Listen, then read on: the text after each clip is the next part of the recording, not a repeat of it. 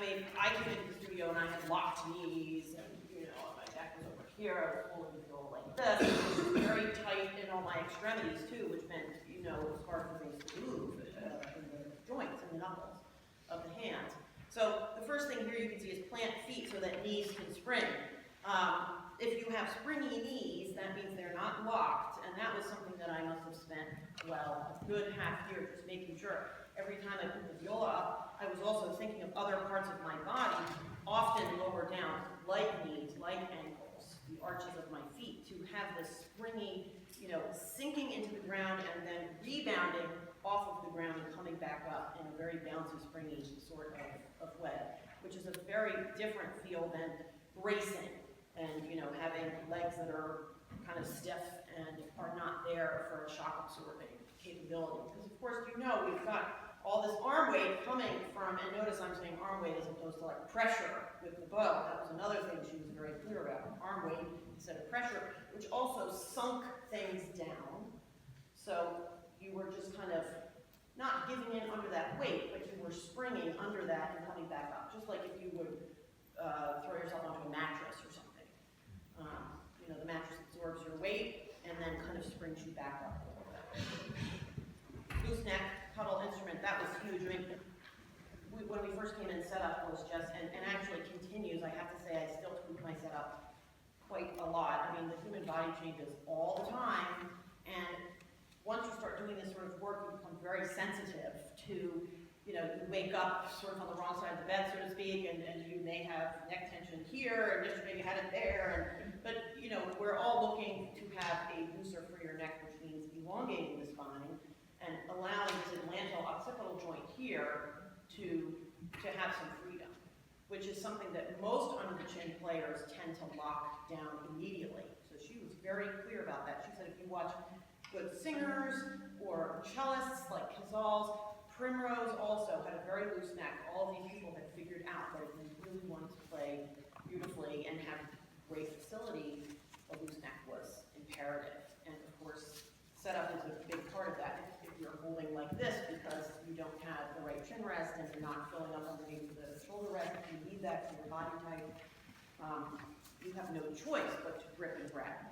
And of course, under pressure, you get nervous, that's just exacerbated.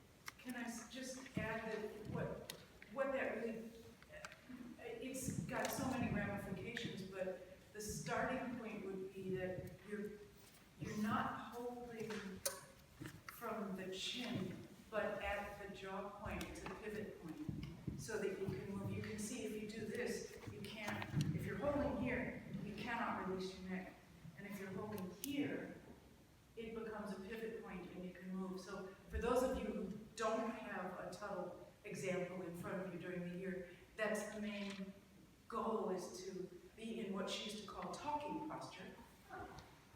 Straight ahead. You wouldn't talk like this. Or like this.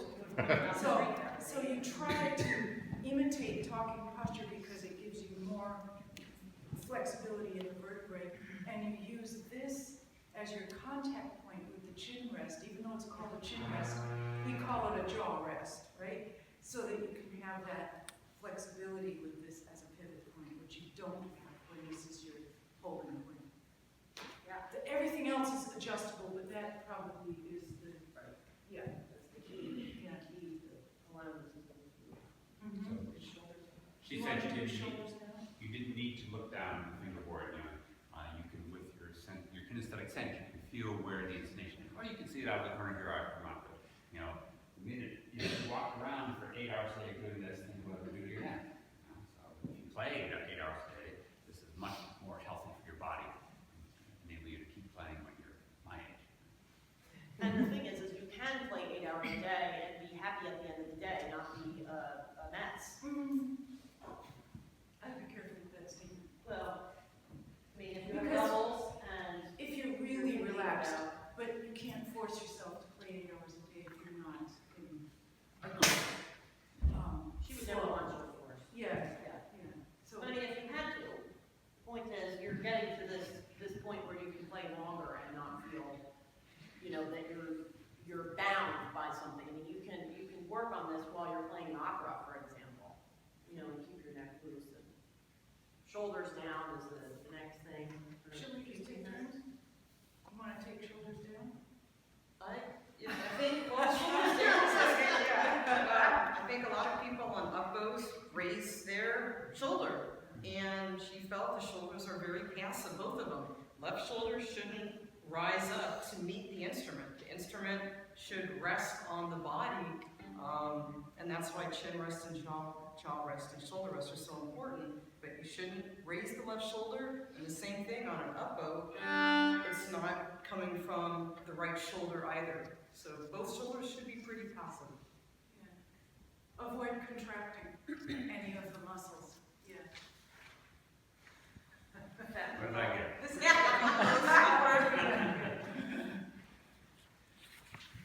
So, she wanted to. You have no jiggle factor.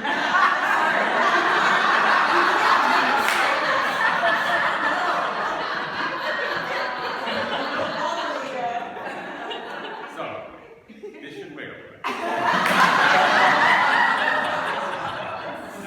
But if you're not contracting, it's been said. The elbow level with the wrist. I mean, when we were studying with her, she was really getting us to have pretty high elbows to what she would say to open up this back wing, meaning the scapula.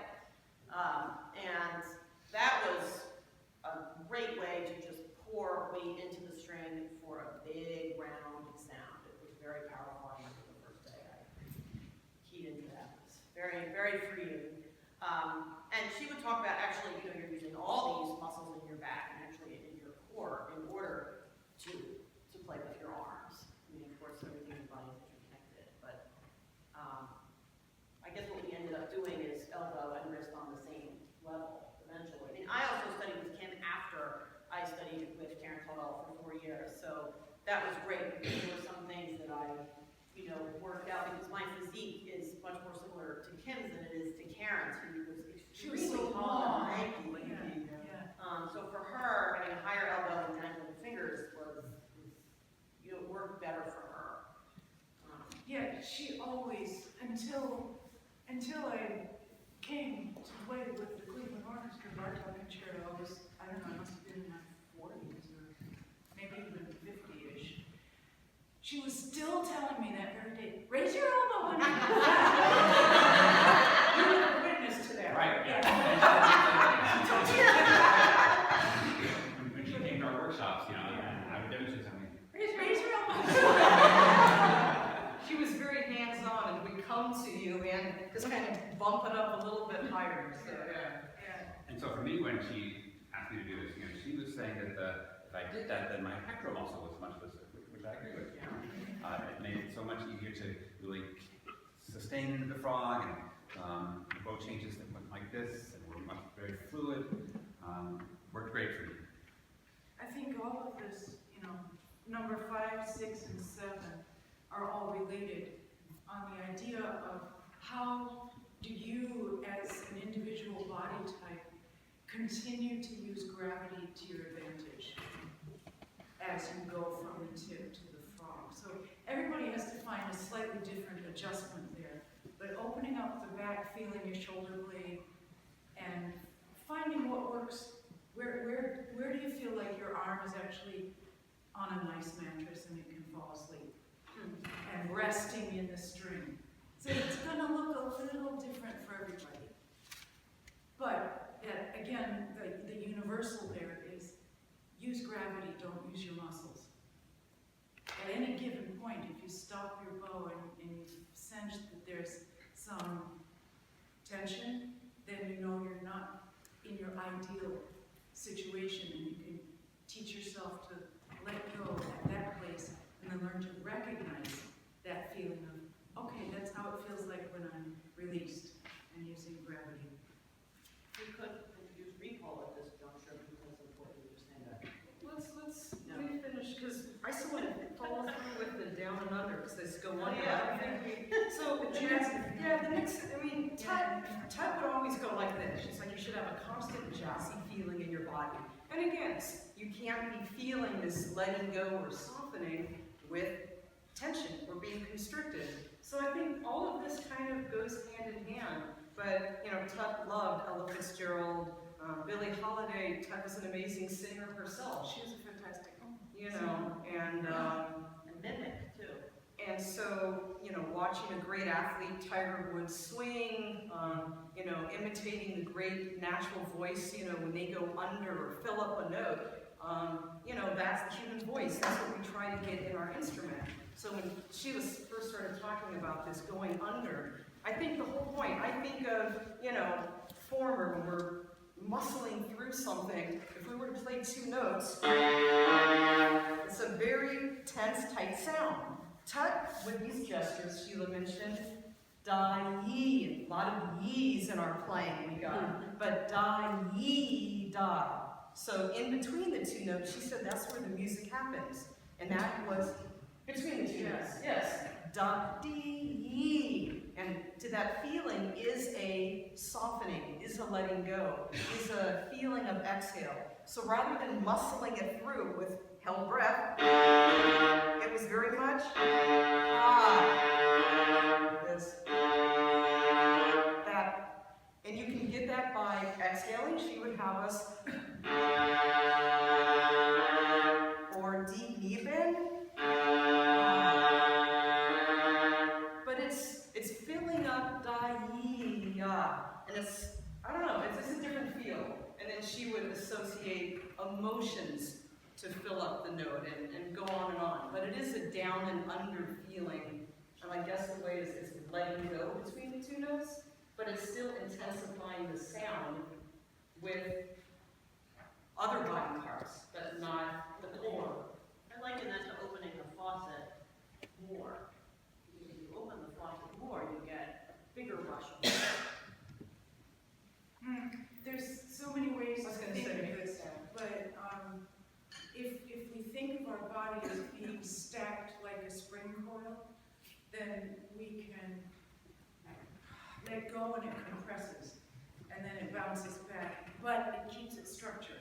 So we don't want to let go in a way that flops, because then we lose our structure, which is what gives us our strength. So think of the body as a breathing coil, and then you can deal with the